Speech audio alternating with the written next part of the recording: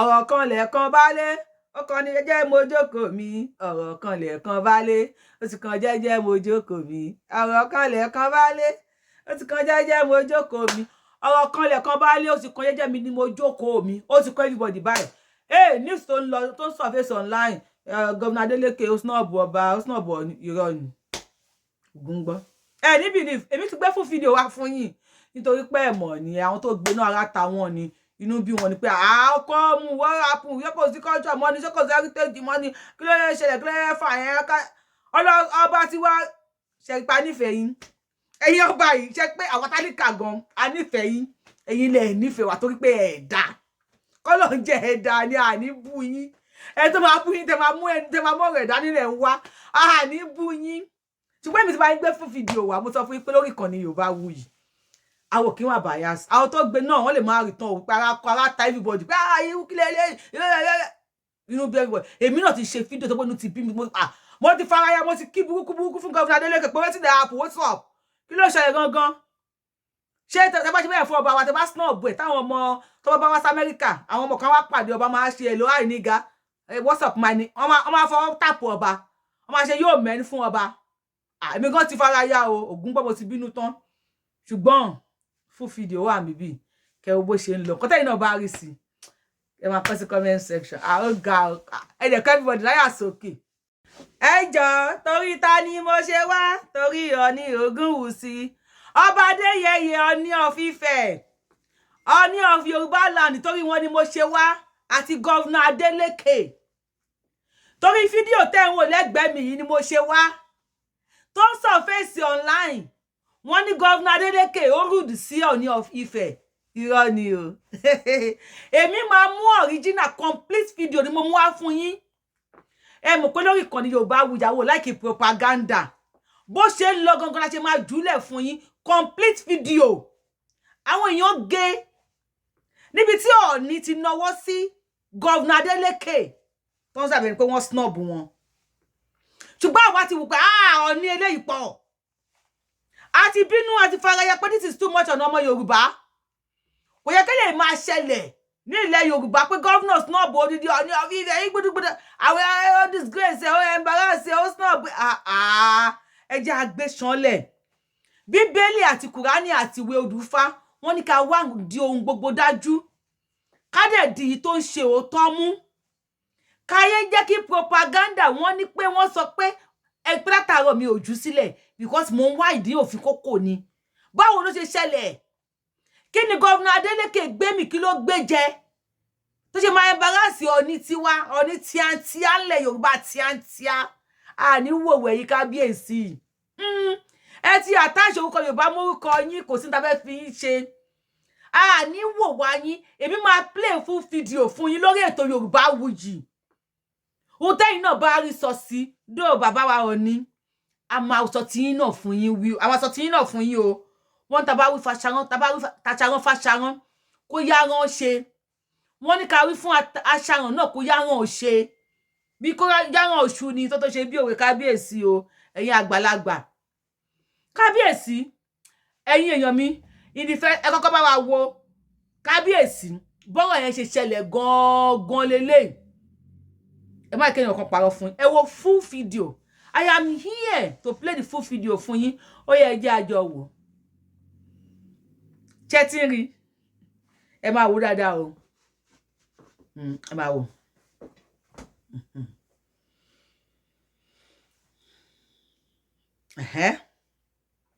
ẹ wọ́n ṣe rọra lọ yẹn then ó kiri gbogbo àwọn lọ́ba kéékèèké tí wọ́n kéré sí Ọọ̀ni then wọ́n wá ṣe bàbá turn left right left right left right go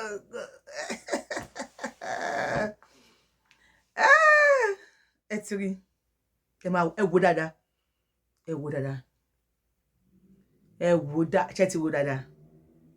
nǹkan tó ṣẹlẹ̀ nìyẹn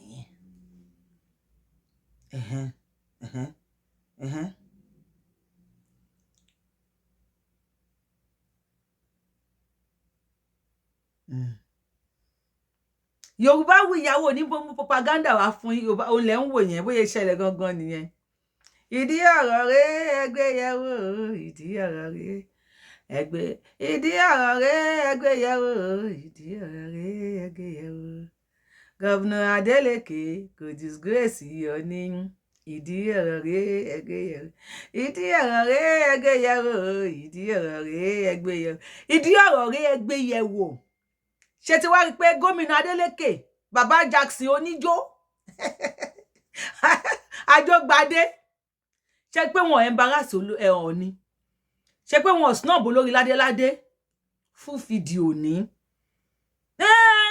àwọn tí wọ́n gbé fídíò kékèké mi ò bú wọn ibi tí wọ́n ṣe fandis tí wọ́n dé nìyẹn ṣùgbọ́n mo ní no Adeleke adé ló wà lórúkọ wọn kò yẹ kán ṣe bẹ́ẹ̀ ìyẹn wá dúró lẹ́gbẹ̀ẹ́ kan o bàbá wa Ọọ̀ni of Ife olórí ládéládé ilẹ̀ Yorùbá ni wọ́n pè yín àti gbọ́ ìpè kábíyèsí in the first place bí àṣà mi kí ló mú yín dìde to show your humbleness ìyẹn ò kí pé wà humble orí tú tẹwà yẹn orí àpèrè tẹwà yẹn ìyẹn ò kí jẹ́ pé wà humble sà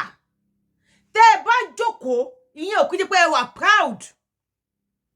orí àpèrè àwọn bàbá yín àrólé ni yín mouthpiece gbogbo ọmọ Yorùbá ló yẹ kẹ́ ẹ jẹ́ ojú wa ló yẹ kẹ́ ẹ jẹ́ mo wúwo gbogbo pátí kọ́ ló yẹ kẹ́ ẹ máa lọ kábíyèsí o tó tó o mo yí ká ọ̀tún o mo yí ká òsì o àrọ̀bà fín lọ́ba máa ń pa èmi ò ní rí ọba fín kí ọba má pa mí kábíyèsí mo forí balẹ̀ forí adé o ìjọ ò lè rí àwọn emir tó ń lọ every party báyìí ìjọ ò lè rí àwọn emir àwọn igwe ẹsẹ̀ ndígbò igbá ndígbò tẹ́rí tí wọ́n ń lọ káàkiri báyìí bóyá lẹ ti ẹ̀ mọ̀ kábíyèsí Ọọ̀ni Ọ̀jájá bóyá lẹ mọ̀ ọba Ògúnwùsì wípé nílùú òyìnbó tá wà yìí àwọn kan ṣe portrait yín fọ́tò yín ńláńlá wọ́n gbé sínú yàrá à ń fi yín proud ni àgàgà tẹ́ bá múra tán tẹ́ wọ aṣọ tán mo ní fọ́tò yín kan tẹ́ fi yẹ̀yẹ̀ sórí báyìí tí n bá wo fọ́tò yẹn báyìí inú mi máa ń dùn ni mo máa fi proud fáwọn èèyàn mi ni pé this is my king àpọ́nlé iyì áàgì fọ́tò yín sínú ilé níbi àwọn tẹ́ ẹ̀ rírí tí wọ́n rí yín rí kíyàn kan ṣe máa wá sáré bọ̀ àbí kíyàn kan máa gbé àmọ̀là bọ̀ kábíyèsí àwọn ọba ṣé kò sí culture mọ́ ni ṣé kò sí heritage mọ́ ni civilized ọba ni yín fine àgbà tó bá pé èjì ni pé I'm still young I'm still vibrant èyí lẹ gbọ́ òyìnbó èmi yà kí má lọ fún òyìnbó pé ra mi lólè ọmọ 14 years tó jọba wà nílẹ̀ Yorùbá ní Ondo State 14 years kábíyèsí ni ó ní ọba Bìíní ǹjẹ́ ẹ rí kọ́ máa lọ ká ẹjọ́ tó rí Ọlọ́run mo fẹ́ bẹ̀bẹ̀ ẹni tó bá rí fídíò bí ti ọba Bìíní tí wọ́n ti ń lọ party káàkiri please send it to me please gbogbo party kọ́ ló yẹ kẹ́ máa lọ kábíyèsí yes ẹ fẹ́ mi sọ pẹ̀lú àwọn olówó àwọn kinní kan àwọn kálíbà yín yes tẹ́ ẹ bá kọ́kọ́ fẹ́ wọ any party grand welcome ni ìpè Ọọ̀ni ń bọ̀ ó jẹ́ kí yẹ pé ilẹ̀ arọ́ títì ilẹ̀ àmì títì pé kábíyèsí ń bọ̀ tẹ́ ẹ bá wọ party wọ́n ní Ọọ̀ni ò kí ń jókòó lójú àwọn èèyàn àwọn tó máa bò kábíyèsí o ẹ fẹ́ dìde kábíyèsí o kábíyèsí bí bàbá tèmi ṣe sọ fún mi wọ́n ní Ọọ̀ni ò ní wà lórí ìdúró kẹ́nìbọ̀dì wà lórí ìjókòó bí mo ṣe gbọ́ nìyẹn o bóyá bàbá mi ló wá ń parọ́ ni bóyá culture Yorùbá ló wá ń parọ́ ńsìn ni èmi ò mọ̀ o bí bàbá mi ṣe pọ́n ọba lé fún mi nìyẹn lèmi ò ṣe lè bí ọba ọmọ tó bí nílé ọgbọ́n ni mí tí wọ́n gbé lọ sóde ìmọ̀ràn tó tún wá fi ọ̀já òye pọ̀n òun lèmi ò ṣe lè bú yín kódà olórí náà máa ń gbádé fún ọ máa ń fi ọláfẹ́ tó lábá tọ́ sí náà ní mi ò ṣe lè bú gómìnà Adeleke náà kábíyèsí ibo lẹ fi kíní yẹn sí tó tó yẹ pé Ọọ̀ni ò gbọdọ̀ dúró kẹ́nìbọ̀dì jókòó náà Ọọ̀ni ló lọ ń kí àwọn èèyàn ẹ fẹ́ sọ pé ẹ wà humble ẹ wà àbí ẹ lápọn yes tẹ́ ẹ bá jókòó náà kò kí n ṣe pé proud Ọọ̀ni kábíyèsí tẹ́ ẹ bá wà lórí ìjókòó tí everybody wá kí yín kò ṣe pé ẹ proud ẹ civilize ọba wà láwọn ìlú tẹ́ ẹ lọ náà o àwọn ìlú oríṣiríṣiríṣiríṣi ilẹ̀ ti lọ kábíyèsí àwa ń fi yín yan gan bíbí à ń ṣàpọ́nlé yín bíbí owó ibi tí wọ́n táwọn èèyàn gé yẹn ẹ mọ ibi tó ti máa rìn dé ni ẹ wá handshake pẹ̀lú I don't know ẹ ń ṣe handshake pẹ̀lú gbogbo àwọn èèyàn ní party kábíyèsí Olú of Benin ṣé anybody lè ṣe handshake pẹ̀lú Olú of Benin emir ilẹ̀ Kánò àbí ilẹ̀ Haúsá ṣáwọn èèyàn lè ṣe handshake pẹ̀lú ẹ̀ kábíyèsí bóyá lè mọ̀ wípé tí àwọn àfáà bá lọ pàtí àṣà ilẹ̀ Yorùbá ni wọ́n ń lò yẹn tí àfáà ńlá kan bá ń bọ̀ I am not here to against any religion or I am not here to for any religion tó bá ní ẹ bá wa dìde àfáà wa kan tí ń wọlé bọ̀ mọ́ríyábá bíkan mọ́ríyábá bíkan mọ́ríyábá yá àfáà wa mọ́ríyábá bíkan mọ́ríyábá ẹ kí wọn o mọ́ríyábá bíkan mọ́ríyábá wọ́n wá ní lẹ́yìn tí wọ́n bá kí àfáà yẹn tán wọ́n á ní ẹ jókòó lẹ́yìn tí àfáà yẹn bá ti jókòó tán ni tẹ́ bá wọ pàtí tí gbogbo yẹn bá dìde tán kí Ọọ̀ni ó tó bẹ́ẹ̀ ojú bẹ́ẹ̀ lọ kí ló mú yín dìde ló máa kí àwọn èèyàn ara tó máa ti díẹ̀ jáde lélẹ́yìí o ara tó máa ti díẹ̀ jáde torí àwọn tó ń wò mí yìí sìn ní comment section a máa bi wọ́n pé kí ni wọ́n rí lákọ̀ọ́kọ́ ná kí ló mú gọ́vnà Adeleke snob ọwọ́ yín does that mean pé wọn ò fẹ́ bá ọba àpèrè tẹ́ ẹ wà yẹn stool tẹ́ ẹ wà yẹn does that mean pé gọ́vnà Adeleke mọ iyì ẹ̀ wọ́n mọ rírì àpèrè yẹn pé náà mi fẹ́ nílé lẹ́yìn kábíyèsí Adeleke lèmi náà mo lè jáde mo lè jọba bìkan lọ́la does that mean pé he was trying to respect the tool àbí the stool tẹ́ jókòó lé or kábíyèsí I don't get it or wọ́n kọ́kọ́ fẹ́ lọ kí àwọn ọba tí wọn ò tó yín ná kó wọ́n á ṣe ní pé eégún lá ló máa ń kẹ́yìn ìgbàlẹ̀ o kó padà wá fi àbọ̀ forí adé bó tẹ̀ jẹ́ pé with handshake náà ni kódà bó jẹ́ pé wọn ò nílè dọ̀bálẹ̀ ní pàtí fún Ọọ̀ni they must be on the seat gbogbo bí tẹ́ bá wà ààfin gbogbo bí tí Ọọ̀ni bá wà ní ààfin ní everybody ti gbọdọ̀ forí balẹ̀ fún Ọọ̀ni ọba alẹ́ Yorùbá la pè yín nígbà tó pé àwọn àgbààgbà alẹ́ Yorùbá àwọn bàbá Afẹ́nifẹ́re ta lè ké pè pẹ́yìn bàbá wa bó ṣe ń lọ yìí bá wa dá sí i bá wa bá wọn bá wa sọ̀rọ̀ afẹ́ ká máa fi history wọn hàn àwọn ọmọ wa àwọn ọmọ wa afẹ́ ká àwọn ọmọ wa dé ká lọ sáàfin ká lọ kí ọba afẹ́ kí àwọn òyìnbó pàdé ọba wa ní patí kí wọ́n mọ̀ wípé ìdọ̀bálẹ̀ náà máa ń kí ọba nígbà táwọn èèyàn àwọn dúdú wá ń ṣe handshake tọ́jú ọmọ Yorùbá tó ń ṣe handshake pẹ̀lú kábíyèsí wa ìjọ tọmọ ọmọ olùyìnbó kan ìdá ò jẹ́ nǹkan náà ayé ìdá kò jẹ́ nǹkan náà ayé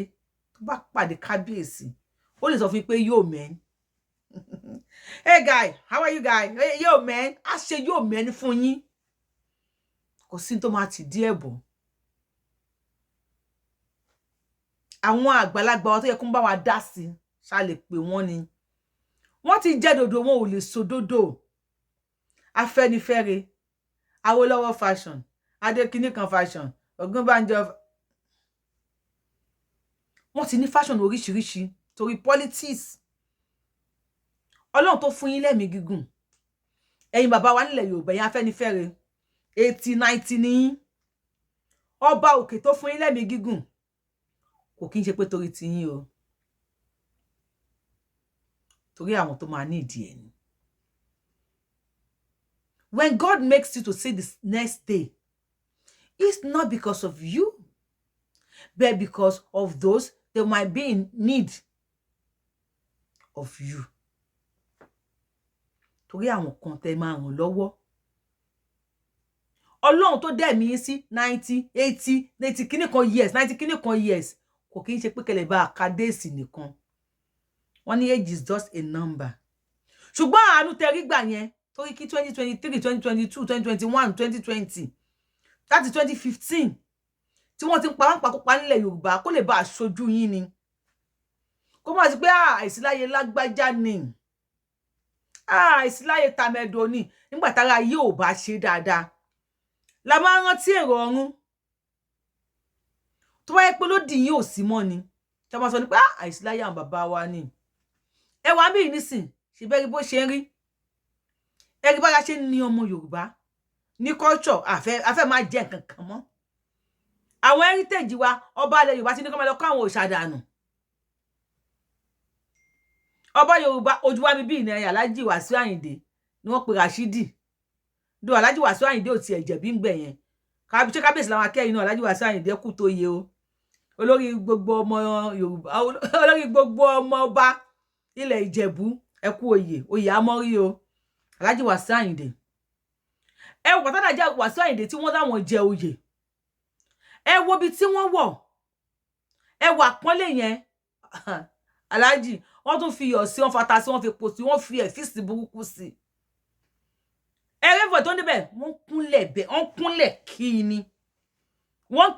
kúnlẹ̀ kí Alhaji Wasiu Ayinde ni. Yes, everybody forí balẹ̀ kí Alhaji Wasiu Ayinde ni. Nítorí pé wọ́n ti pọ́nra wọn lé. Bílẹ̀ ń ta sí ẹ̀yin tẹ́ jẹ́ Ọọ̀ni.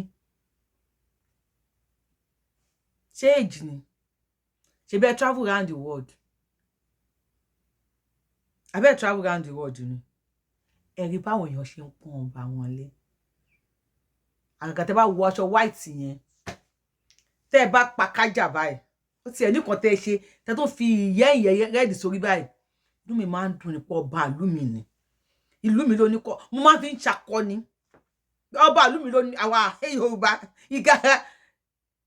Ìgara chicken ni. Mo máa ń gara tán lórí yín ni. Alhaji Wasiu Ayinde bàtà náà jẹ oyè báyìí. Mo ń gara ni. Tí gbogbo wà ní fún lẹ́yẹ iṣu fún nẹ́nẹ́. Mo ń gara ni. Onídàáfẹ́ tí ò ní dà fún. Culture mi lélẹ́yìí. Heritage mi ni. Wọ́n bí yín kú. Ní gbogbo àgbáyé Yorùbá mo fine pa. Àwọn bá mi ni. Àwọn ọmọ bá mi ni. Mo bẹ ìgara burúkú. A fi yín gara ni. Àwa kan wà tààtà pé àríbi ya Yorùbá sí. Kí n kọlà gan kò bá pè mí, bá máa faṣọ bò. Mo lọ sọ́ra mi ní Yorùbáwùyí. Iyì yẹn wọ́n dà sí. No, iyì yẹn dà. Kábíyèsí. Ẹ bá wa ṣe mẹ̀dọ̀. Ẹ bá wa ṣe mẹ̀dọ̀. Ẹ jókòó yẹ kó wá kí yín. Ẹ jókòó. Anybody wá kí yín. Any party tó bá pè yín sí, ẹ jókòó ni. Kí ọ̀pá yẹn wà lẹ́gbẹ̀ẹ́ yín. Ọlọ́run bá wa jayé láyé àtijọ́ o. Ẹ jayé yẹn náà ń sìn. Kí ṣe pé ayé kan máa pa wá kẹ́ má lè sọ̀rọ̀ nìkan la ní kẹ́ jẹ. Ayé kan máa pa wá kẹ́ wá dákẹ́ yẹn kọ́ la nìyẹn nìkan kọ́ la ní kẹ́. Àní ẹ jẹ ayé yẹn. Ẹ dé ibì kan mo ka àwọn ìwé kan nípa Queen of England. Àwọn báàgì ẹ̀, pẹ́ẹ̀nì ẹ̀, tó bá cross ẹsẹ̀, ó ní tó mean. If you have not seen that, if you have not read about it, go and read about it. Tí Queen bá jókòó, tó lọ sí meeting, tó ń ṣe bí ó ṣe meeting pẹ̀lú anybody àbí anywhere, tó bá mú pẹ́ẹ̀nì ẹ̀ dání, tó bá ṣe pẹ́ẹ̀nì ẹ̀ bákan, tó bá ṣe ẹsẹ̀ ẹ̀ bákan, tó bá ṣe bàtà ẹ̀ bákan, ó ní tó mean. Bí tí wọ́n respect ẹ̀ dé nìyẹn. Èyàn bá wá sí bẹ́ẹ̀ dé bì kan sí. Òyìnbó lẹ máa sọ, ẹni sọ Yorùbá.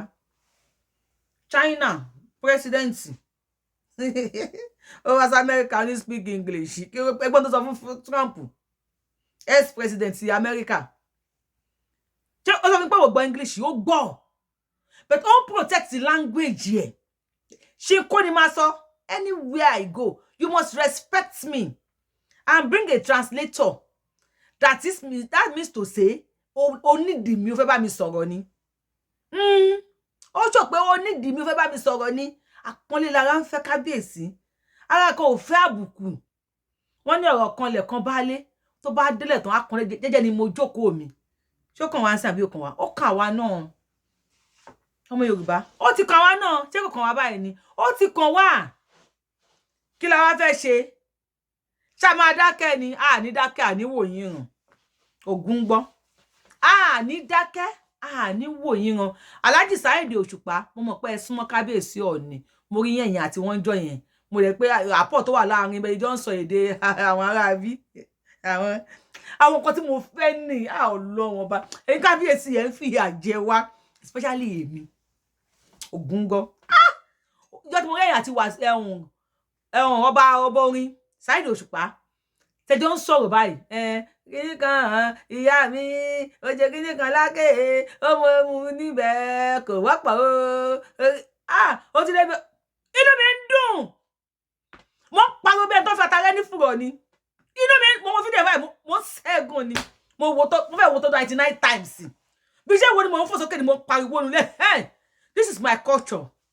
àwọn èdè yẹn náà ẹ jẹ́ kó máa fi kọ́ wa àwọn èdè àwọn bàbá wa yẹn iyán ò sọyàn di kinní kan àwọn èdè yẹn tá bàbá wa sọ láti àtijọ́ àwọn òwe àwọn àṣàmọ̀ àwọn nǹkan tó sọ ó máa sọ̀rọ̀ mí gbà mí pé orí ẹ̀ máa wú wọ́n á pa òwe mi báyìí orí á dìde jàn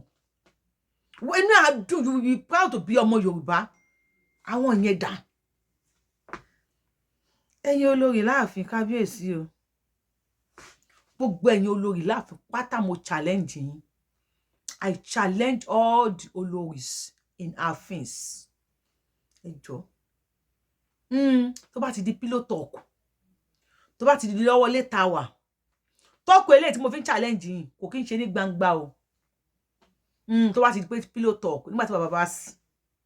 kábíyèsí o a jẹ́ pé ayé bàbá mi olórí ládéládé èmi á gùn èmi á gùn ẹ jayé yẹn pẹ́ ìgbà tí yín lẹ ń lò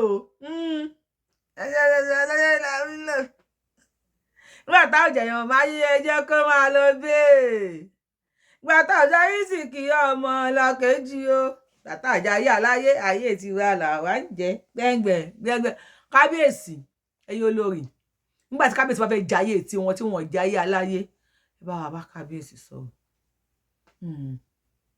ẹ sọ wọn lè máa wò bóyá àwọn ọmọ Yorùbá máa wò pé bóyá kan humble ẹ sọ fún wọn pé humbleness kọ́ yẹn ẹ bá wa bá wọn sọ̀rọ̀ ẹ̀yin olórí ẹ̀yin màámi gbogbo ẹ̀yin màámi tẹwà láàfin kábíyèsí o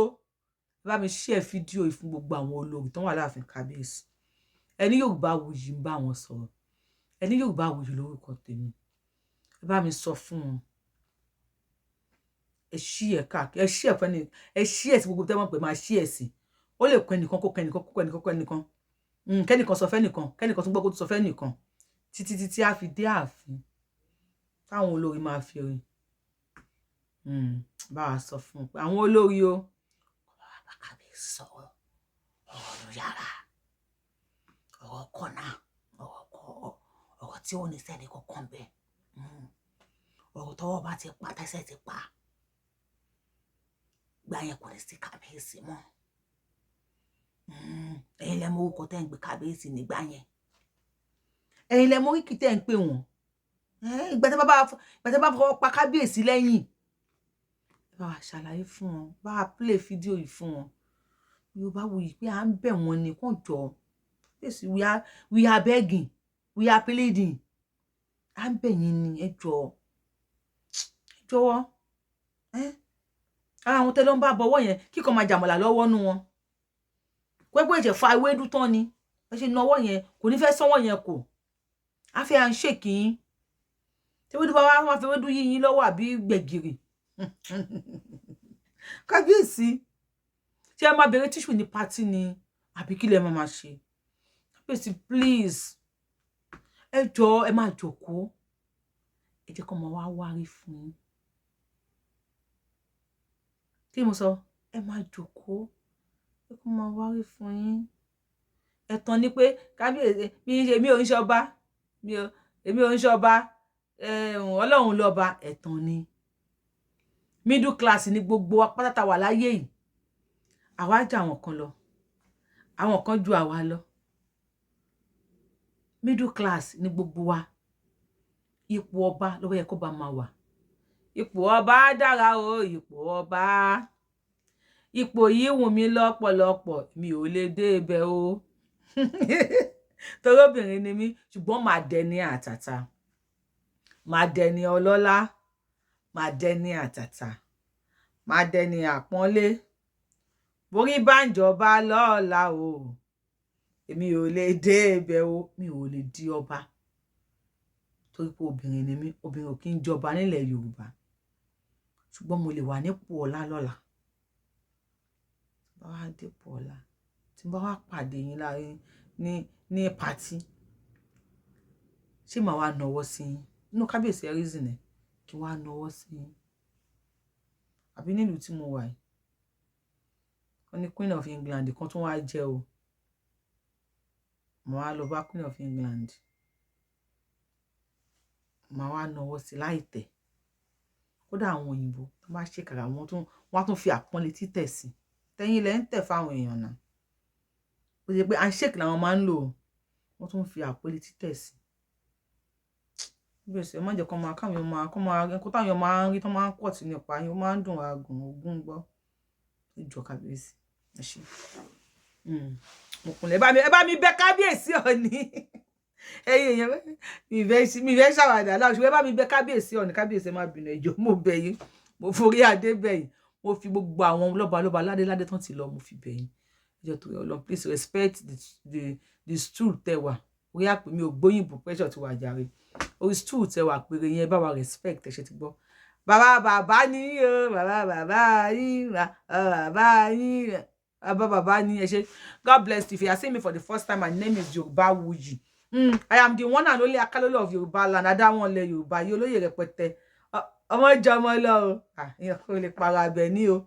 bí yóò pààrọ̀ mi yóò dé ilé ìjọba if you are seeing me for the first time subscribe button ṣàrà tẹ kalẹ̀ notification button yẹn yẹ kó wà hàn o tẹ̀ sí ọ̀lù o torí lórí ètò yìí àwọn amú complete video etí tó lé etí tó ko ojú tó lé ojú tó ko inú kan èèyàn ló ń jẹ́ bẹ́ẹ̀ ẹ ò tó ṣe bí òwe àwògbó ẹ ti kówé kó lẹ̀ ẹ jẹ́ àlójútùú ẹ̀ mọ́ ẹ̀yin kábíyèsí wàhálà yìí Ọọ̀ni jẹ́kọ̀ọ́jẹ́kọ̀ọ́ máa wá Nàìjíríà ogún gbọ́n máa ń ta yín máa wá sí àfihàn ni wá fojú kan yín báyìí kábíyèsí máa sọ tinú mi wo price agbẹ́njọ́ náà tó bá wù yẹn má fún mi lápọ́ìntmẹ́ǹt tó bá wù yẹn má wá sàfihàn ẹ má yẹ kó ìwà àfihàn tó bá ti wù because máa sọ tinú mi fún yín jọ́nà kábíyèsí ògùn gbọ́ price àgbẹ̀ BBC àgbẹ̀ MSS àgbẹ̀ gbogbo ayé ló máa gbé èmi àti Ọọ̀ni bàbá ìjọ tí bá ń bọ̀ táwọn olóyè kó lọ gún iyán tí odó 15 gbogbo ẹni máa jẹ tán torí mo fẹ́ wá sọ tinú mi ni tí bá ti ń sọ bá mo máa jẹ mí ni tí bá ti ń sọ mo máa jẹ mí ni pé ẹ̀yin àgbàgbàlẹ̀ Yorùbá ẹ pawọ́pọ̀ ẹ parapọ̀ kò kí ṣe pé bàtọ́ máa fìyà jẹ wá tó bá dàsìkò politics nìkan lẹ máa ṣe ìṣọ̀kan bá dàsìkò politics nsìn àwọn ọba APC wọ́n á dúró papọ̀ àwọn ọba PDP wọ́n á dúró papọ̀ àwọn LP wọ́n á dúró papọ̀ Afẹ́nifẹ́re àwọn á dúró níbì kan LP àwọn Afẹ́nifẹ́re PDP àwọn náà dúró níbì kan Afẹ́nifẹ́re APC àwọn náà dúró níbì kan tó yẹ káwọn ọmọ Gàmbàrí máa pa wá nípakúpa kẹ má lè sọ̀rọ̀ because wọ́n lẹ́nu Yorùbá òkò ẹnu àwa tálíkà kò ẹnu ẹ̀yin àgbààgbà ilẹ̀ Yorùbá nìkan ni kòkò do we say ẹ ti jẹ dòdò ẹ lè so dòdò Gàmbàrí ṣe ń pa wá anyhow lẹ́ṣẹ̀ lè sọ wọ́n kán because Táyé ò fẹ́ Kẹ́hìndé ò fẹ́ Dòwú Ìdòwú ò fálàbà ibi tẹ́nu yín ti máa ń kò ní tẹ́ bá fẹ́ gba envelope àti Ghana must go tẹ́ bá fẹ́ fìyà jẹ àwa tálíkà àwa tí Elédùmarè kó sí ní sábẹ́ yín àwa táwọn orúmọlẹ̀ ní kẹ́ máa ṣọ́ tẹ́ bá fẹ́ fìyà jẹ wá lẹ́nu yín máa ń kò ẹ jókòó ní round table ni ẹ ṣí everything mọ́ra yín lọ́wọ́ kò sí ní tó kàn yín kàn wá o ojú ajá wa ọba àṣẹjẹ látẹni dọ̀tún la 15 ṣe rí wa ni rí wa ìmúlẹ̀ tí máa rí wa ọmọ tálíkà ṣùgbọ́n ẹ rántí wípé when God give you the grace to live and see the next day. Not because you need it, but because some people or someone out there might need it. Yes. Tẹ́ bá tó bá fi ní grace láti sùn. Kẹ́ jí kẹ́ rí jọ́ kejì kì í ṣe ẹ̀yin nìkan gbogbo ẹnikẹ́ni tó ń wò mí ni mo bá sọ̀rọ̀. When you have the grace to sleep and wake up the next day and say the next day, it's not because you need it. It is because someone or somebody or some people out there might need you. Ẹ lè jẹ́ ìwúlò fáwọn kan. Ọlọ́run ṣe dá yín sí. Ó ṣe fi yín sílẹ̀, ó ṣe fẹ̀mí yín sílẹ̀. Bá Tinubu náà ló wà ń bẹ̀ yẹn. Àwọn Gàmbàrí ń wọ lọ́tún wọ lósì. Wọ́n fà lẹ́pọ̀n kò ní certificate kò ní kan gbẹlẹ́rìí kò ní gbẹlẹ́gbẹ́. Wàhálà ló tún lọ sí gbogbo ẹ̀ lé. Ìlú lé kọ́kọ́kọ́kọ́kọ́kọ́kọ́. Àwọn ará ayé ò ṣe dáadáa mọ́ àwọn tó wà ń lù ti rántí ìrọ̀rùn. Wọ́n ti ń pariwo ẹ bá ti jẹ́ KBC wọ PDP wọlé o, ẹ bá jẹ́ KLP wọlé o. Everybody ti ń ké sìn. Wọ́n ti ń ké yààyò. Wọ́n ti ń ké ìrora ìlú ti lé. Kò sówó lóde o, ọkùnrin ń kígbe obìnrin ń ké. Àdẹ̀ní ká dá dúró. Ká dá dúró. Ká ṣe padà sẹ́nu ẹ̀yin ọba. Ká pọ́nlé ó padà sọ́dọ̀ ẹ̀yin ọba. Ká rí yín kínú wá dùn kẹ́ gara. Ká láwọn ọba wa ní ká fi yín yangàn. Mi ò tí rí tẹ́mi àti ń lọ káàkiri báyọ̀. Mi dẹ̀ rí ti ọba of Benin. Bẹ́ẹ̀ ni mi ò rí ti ọba ilẹ̀ Ìgbò. Ilẹ̀ Yorùbá náà lọ́ba kan sọ pé òun di emir. Ẹ wo ẹ̀yin ọba yìí Ọlọ́run á tún yín ṣe. Kọ́lọ́run tún yín ṣe ní o ẹ̀yin bàbá wa yìí. Wàláhì ẹ lè pa wá ọ̀rọ̀ yín ẹ̀yin bàbá wa yìí. Ọ̀rọ̀ yín ti sú mi. Ọlọ́run àṣàrẹ́wò next show torí Ọlọ́run.